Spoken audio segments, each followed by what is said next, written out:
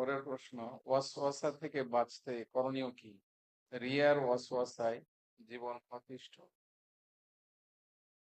জাযাকাল্লাহু খাইর, বারাকাল্লাহু ফিক। ওয়াসওয়াসা, ওয়াসওয়াসা থেকে বাঁচতে আপনার করণীয় কি? প্রথম আপনি ওয়াসওয়াসাটাকে ওয়াসওয়াসা হিসেবে বুঝতে পারতেছেন কিনা সেটা চিন্তা করবেন। আপনার কাছে যদি ওয়াসওয়াসাটা আশীর্বাদ স্বরূপ হয়, ওয়াসওয়াসাটাই আপনার কাছে ভালো লাগে, তাহলে আপনি ওয়াসওয়াসাকে শনাক্ত করতে পারছেন না। এই জন্য ওয়াসওয়াসা কোনটা, ওয়াসওয়াসা নয় কোনটা, এটাকে শনাক্ত করুন। শনাক্ত করার পরে আপনার ওয়াসওয়াসা পরিত্যাগ। ওয়াসওয়াসা সবসময়ের জন্য কুমন্ত্রণার হয়ে থাকে। ঠিক আছে? ওয়াসওয়াসা আপনাকে রিয়ার প্রতি উদ্বুদ্ধ করে। তা রিয়া পরিত্যাগ করবেন কি করে, তাই না?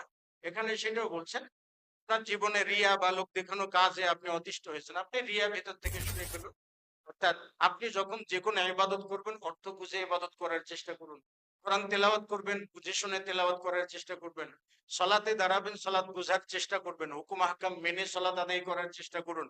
এরপরে আরো যে জিকির আজগার গুলো, দৈনন্দিন জিকির আজগার গুলো আপনি পড়েন, সেগুলো অর্থ বুঝে জানার চেষ্টা করুন। সব সময়ের জন্য আপনি আল্লাহ সুবহানাহু ওয়া তাআলাকে সামনে রাখার চেষ্টা করুন। কেন রাসূল সাল্লাল্লাহু আলাইহি ওয়াসাল্লাম আব্দুল্লাহ বিন আব্বাসকে কি বলছিলেন? ইহফাদিল্লাহ ইয়াহফাদুকা, আল্লাহকে স্মরণ করে আল্লাহ তাআলা তোমাকে সংরক্ষণ করবেন।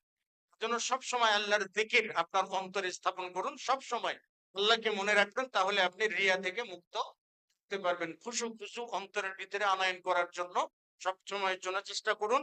রিয়া যে একটা শিরকে আসগার, এটা যে একটা অপরাধ, এই অপরাধটা আপনি সব সময়ের জন্য স্মরণ করবেন। আশা করা যায় যে আপনি রিয়া থেকেও বাঁচতে পারবেন। তবে সব থেকে বড় কথা হলো, রিয়া থেকে বাঁচার জন্য আল্লাহ তাআলার কাছে দোয়া করুন। প্রতিদিন সব সময় দোয়া করুন যে আল্লাহ তুমি আমাকে শিরকে আসগার থেকে, শিরিক থেকে, যাবতীয় রিয়া থেকে মুক্ত রাখুন। মুহাম্মদ রাসূলুল্লাহ সাল্লাল্লাহু আলাইহি ওয়াসাল্লাম সবথেকে বেশি দোয়া করতেন।